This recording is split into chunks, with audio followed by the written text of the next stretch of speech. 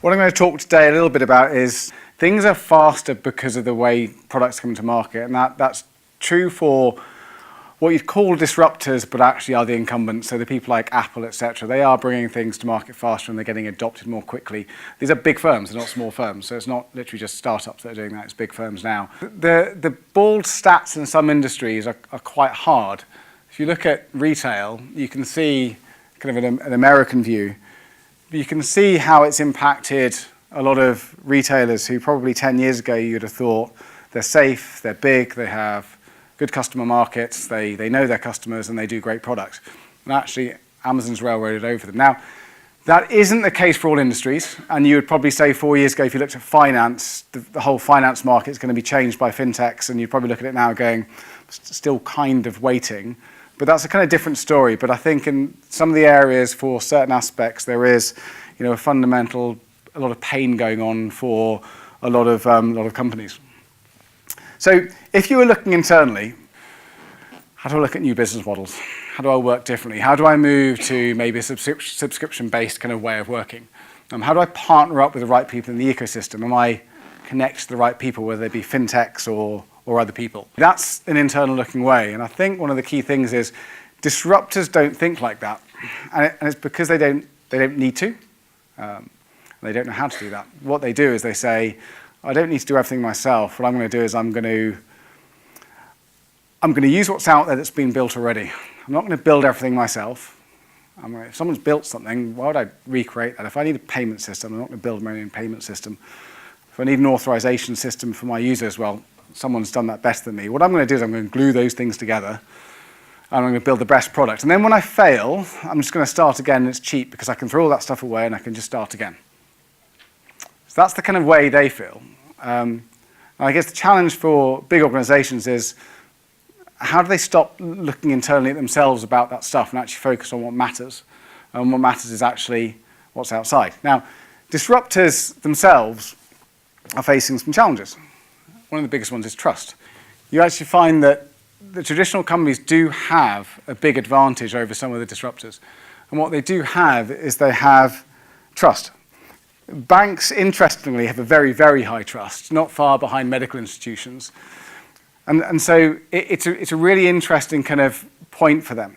So if you think about that and you say, well, I've got lots of disruptors that are kind of coming from the side and not everyone really trusts what they're doing. They've got the ability to move quickly. What does a traditional organization do? And I guess the key question is, maybe they just start again. And this is when a company says, well, say I'm a bank. I've got millions of customers. I've got a brand that people recognize. But I'm really struggling to deliver newer products. Now, people aren't moving away from me yet. I've got a stable customer base. I'm bringing new people. I'm acquiring people as frequently as I'm losing them. Kind of feel quite comfortable.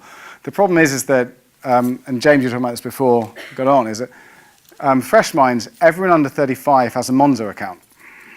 That's not survey data, that's anecdotal data. Oh, it's anecdotal, sorry. My favourite kind of data. Well, because, yes. but it's that case of saying, actually, over the long term, what are younger people actually doing? Do they need the brand of an older bank, or actually are they happy to pick and choose? And obviously you've got things like open banking coming along in finance, which makes things different again. So people are thinking about that. And to do a really consulting slide, because this is a special one, but it is actually quite useful because it really relates to what people are thinking about in terms of how they handle disruption.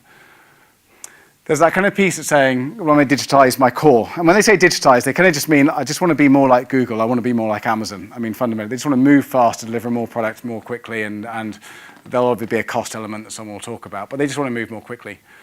The interesting thing is where people are starting to launch these kind of attackers or challengers. You find, if you look at the headlines, you'll see, HSBC launching new digital bank. You'll see things like Telefonica launching giffgaff, et cetera.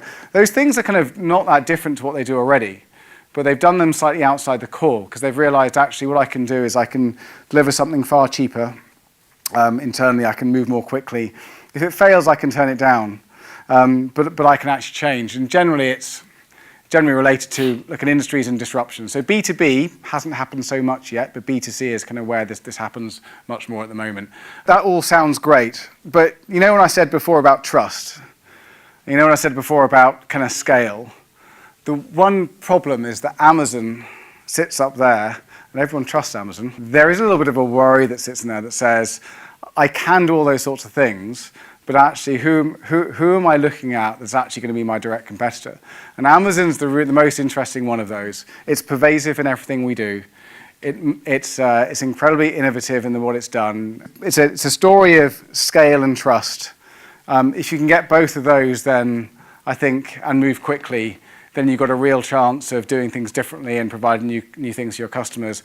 I think without those things, then you've got an uphill battle. And other people can disrupt you. So.